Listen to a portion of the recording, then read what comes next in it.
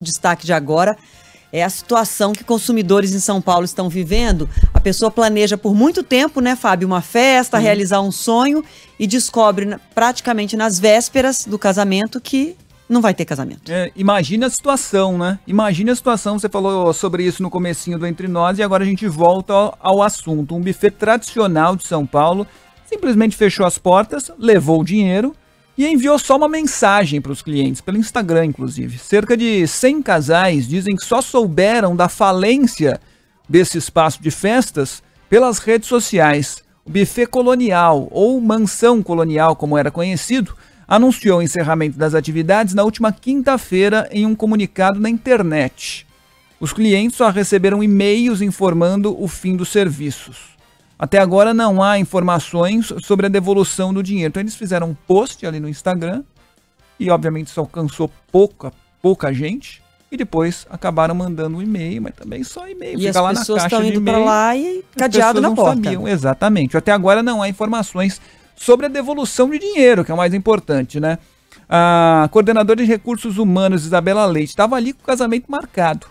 Busca alternativas agora com o noivo Felipe para realizar o sonho de casar no mês que vem. Diga, Isabela. A gente tem convidados vindo da Europa, dos Estados Unidos, que são familiares que moram lá, então, inclusive padrinhos de casamento, então fica muito difícil de remarcar a data do evento, até porque a gente, para além do que a gente fechou de contrato ali com o Colonial, a gente tem outros fornecedores envolvidos, que se a gente fosse mudar a data, ou a gente teria que pagar uma multa adicional, que não está em cogitação agora, ou a gente perderia mesmo os fornecedores que a gente chegou a contratar por conta de data. Esse é um ano muito concorrido de casamento, né?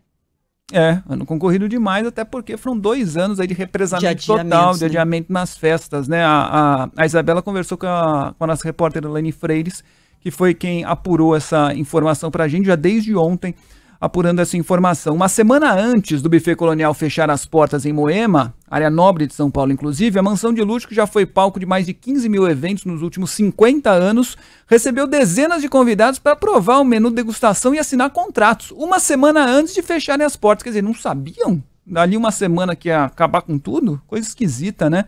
As festas no local custam em média 50 mil reais, mas dependendo do desejo e do bolso, claro, dos clientes, pode passar de 100 mil reais. Cerca de 100 casais se uniram, pretendem entrar na justiça contra os administradores do espaço. O Buffet Colonial disse à reportagem da Band News FM que está ciente do tamanho do problema e vem trabalhando para resolver todos os casos dos clientes. Em nota, a empresa diz que, aspas, infelizmente, devido à pandemia, a empresa entrou em uma grande crise financeira que chegou ao seu limite na última semana, fecha aspas. Segundo os administradores, o imóvel era alugado e foi inclusive devolvido aos proprietários. Mas o que acontece na prática é que, enquanto a empresa estava ciente da crise financeira, das dificuldades financeiras decorrentes da pandemia, os clientes que começaram a pagar, que pagaram o casamento inteiro, tem gente que tem prejuízo de 80 mil nesse caso, os clientes não, em nenhum momento sabiam que estavam pagando para uma empresa já em crise, já em risco. Então eu conversei mais cedo com o Procon, a gente tratou desse assunto no Boa Tarde São Paulo, conversei mais cedo com o Procon, que informou que o simples fato de não abrir o jogo em antecipação aos clientes, chamar todo mundo para conversar, explicar a situação, tentar um acordo, tentar reprogramar, devolver o dinheiro, um projeto, um plano, o simples fato de não fazer isso já indica uma má-fé com os consumidores. Enquanto eu coloquei a pergunta aqui para os nossos ouvintes, eu vou citar 2 ouvintes que responderam imediatamente. Quando eu perguntei, você já passou por um problema de consumo em que você foi prejudicada? A Estela respondeu no mesmo momento, estou passando agora. Paguei para a instalação de box na minha casa, box de banheiro, metade do dinheiro já foi pago, nunca apareceram para instalar. Na sequência, a Ana Marotti, que hoje mora na Alemanha, mas ela é aqui da região da Vila Leopoldina, ela falou, há 5 anos, perdi 80 mil reais com uma empresa de imóveis que deixou 600 consumidores no prejuízo, 5 anos na justiça até hoje, corre processo sem nenhuma esperança de recuperar o dinheiro.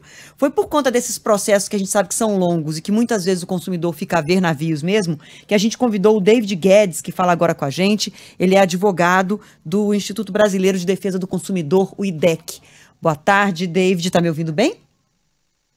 Oi, tô ouvindo. Boa tarde. Boa tarde, Adriana, Fábio, a todos os ouvintes. Muito obrigada por aceitar o nosso convite aqui do Entre Nós. David, eu queria começar conversando com você, assim, um caso de emergência como esse. A pessoa, há 14 dias do casamento, há um mês do casamento, descobre que não tem buffet. Pagou 40, 50, 60 mil pelo aluguel daquele buffet, com todos os serviços, e agora ela vai ter que dar um jeito, se possível, de se reinventar esse casamento. O que essa pessoa faz de emergência para tentar que esse dinheiro nunca mais ele consiga reaver esse dinheiro? Tem como bloquear algum bem, algum patrimônio dos proprietários? Qual é o caminho mais rápido para conseguir tentar um ressarcimento? Bem, essa é uma situação bastante delicada. A gente vê aí realmente que houve má fé por parte da empresa.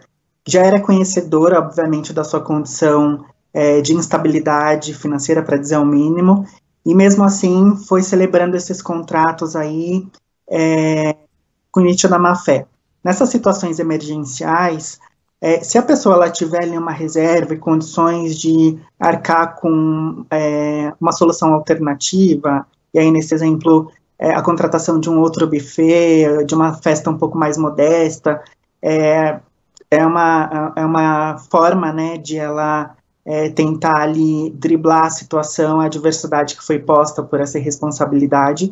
E, obviamente, ela tem direito depois de ser ressarcida por todos os prejuízos, inclusive morais, que ela sofreu, né?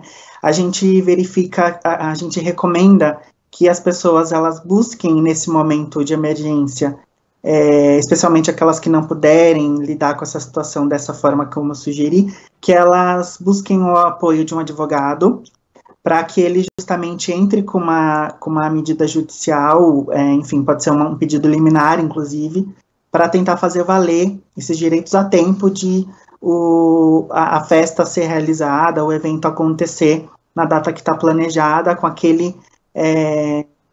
aqueles valores, né, com aquele planejamento que foi feito anteriormente. David, eu acho que as pessoas, desculpa te interromper, mas eu acho que as pessoas, quando tem uma notícia desse tipo, elas não têm nem expectativa de que o casamento aconteça ali mais, porque não tem nem confiança na empresa de que tem alguma possibilidade de oferecer o serviço. Mas na prática, o que a gente sabe é que os processos judiciais, eles se arrastam por muito tempo e o proprietário vai tirando todos os bens do próprio nome, passa para outras pessoas, quando vê não tem nada para ressarcir. O prejuízo provocado é muito grande, mas o patrimônio para ressarcir essas pessoas já nem existe mais, porque é tamanha a demora que não sobra nada para pagar as pessoas. Por que ainda é tão demorado? A gente tem um Código do Consumidor já consolidado no país, mas por que é tão demorado punir quem prejudica o consumidor desse jeito? Olha, Adriana, na verdade a situação agora desse buffet especificamente, ela é muito recente. Então, pode sim haver alguma possibilidade deles cumprirem, pelo menos com parte de alguns dos seus compromissos. Ainda é um incerto, a gente não sabe exatamente qual que é o cenário, que eles não estão divulgando muitas informações na mídia. Mas a gente sabe que em uma das manifestações raras que eles fizeram nas últimas horas, eles disseram que vão cumprir com alguns compromissos ou fazer algumas devoluções. Mas o fato é que realmente ir para a justiça é uma questão que pode parecer muito complicada e burocrática. Em alguns casos, os processos eles podem demorar bastante. Se a empresa ela vier a declarar alguma situação de recuperação judicial ou falência mesmo, isso pode realmente se estender por um tempo, até porque os credores, os consumidores que se tornarem credores nessas ações, né, de recuperação judicial e falência, podem demorar bastante para ver o dinheiro de volta, mas como eu falei, existem as medidas liminares que podem antecipar também alguns efeitos dessas sentenças, dessas decisões, e podem ajudar aí no primeiro momento, nessa situação emergencial, essas pessoas. Então ainda existem chances, né, de resolver essa situação emergencialmente. Agora, não são garantias realmente, e a gente tem que, infelizmente, ter um pouco de controle nesse momento, né, respirar um pouco e, como eu falei, buscar um auxílio técnico para tentar fazer valer o seu direito. Enquanto eu introduzia aqui a entrevista, começava a entrevista com o David, falei aqui de uma ouvinte que citou o caso de uma empresa de imóveis.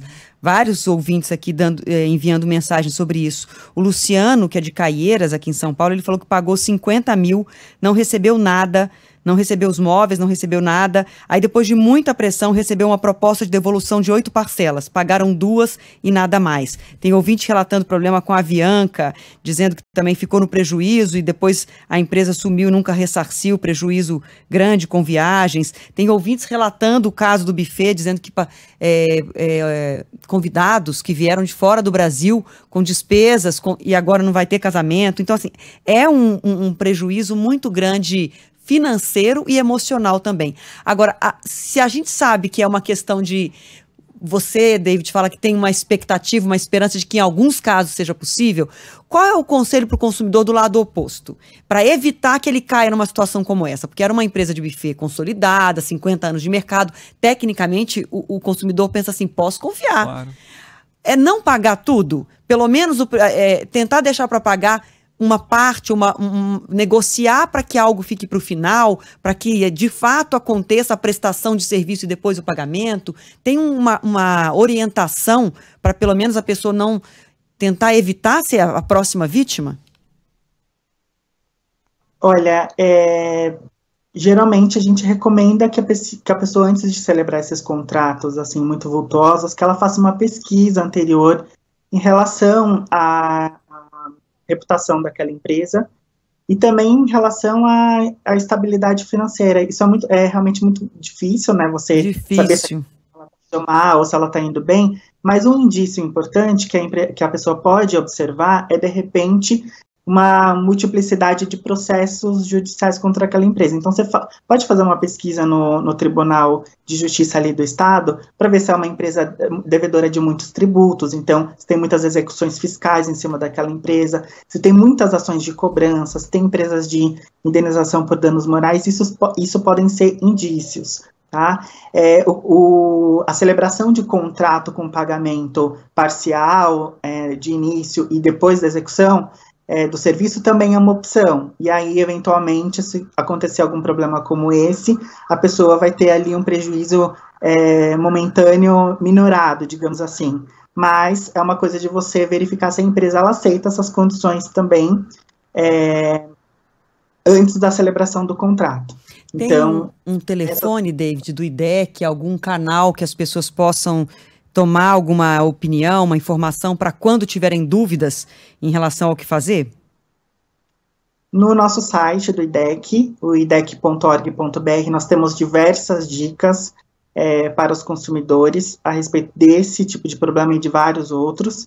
E a gente também recomenda, na ocasião de algum problema, a pessoa tentar acorrer também ao PROCON, ao consumidor.gov. Nesse caso especificamente, a gente sabe que tem indícios de fraude, né? Porque a empresa ela celebrou contratos de má fé ali sabendo da sua condição de insolvência financeira. Então, eu acredito que seja cabível o registro de boletim de ocorrência, inclusive, nesses casos. Porque a gente orienta também. Sim. Tá certo, David, muito obrigada pelos seus esclarecimentos. BO, gente, tem que fazer BO logo que é vítima de um golpe, assim, que suspeita que é um golpe, tem que fazer BO e torcer para que a justiça resolva alguma coisa, porque é isso, é golpe atrás de golpe, tá chegando um monte de mensagem aqui. Obrigada demais, viu, David?